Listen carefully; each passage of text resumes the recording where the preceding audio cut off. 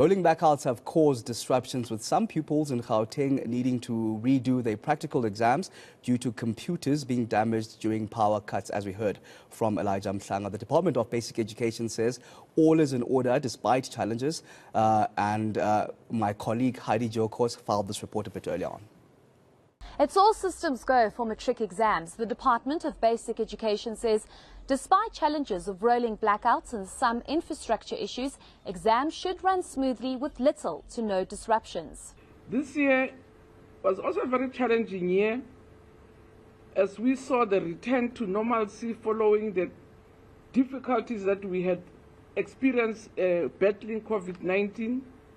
For the first time since 2020, our learners went back to school without having to wear masks or observe social distancing. From last year, we were prepared for a return to full-time daily timetabling as part of the recovery plan put in place to mitigate the impact of COVID-19.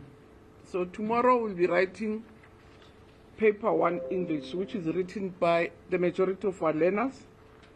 But you'll also recall that 2 practical papers were written last week, which is computer applications technology and information technology. And both papers went well despite the load shedding uncertainties that were there last week.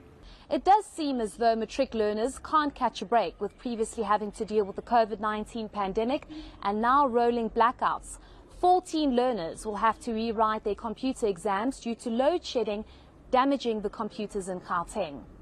The department says schools being exempt from load shedding was not possible. The department says it's ready for any eventuality.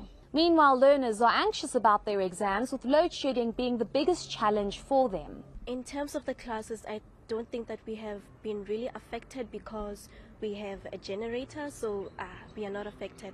But then at home, I think that is the problem, because some matriculants like me, we come from really big families, so the time that we actually study is like the time when our family is like settled, which is at night. So at night is like the best time to study for us. It's like the best time. So I think it has impacted us a lot, because some of us are forced to sleep early because we have to switch off the candles. Our parents are fearful because of the dangers behind what has happened. Yeah, the accidents because of the candles and so on. So we are forced to sleep early. We have limited time to study. It's a stress, actually. It's a really big problem, and I wish that it could be fixed.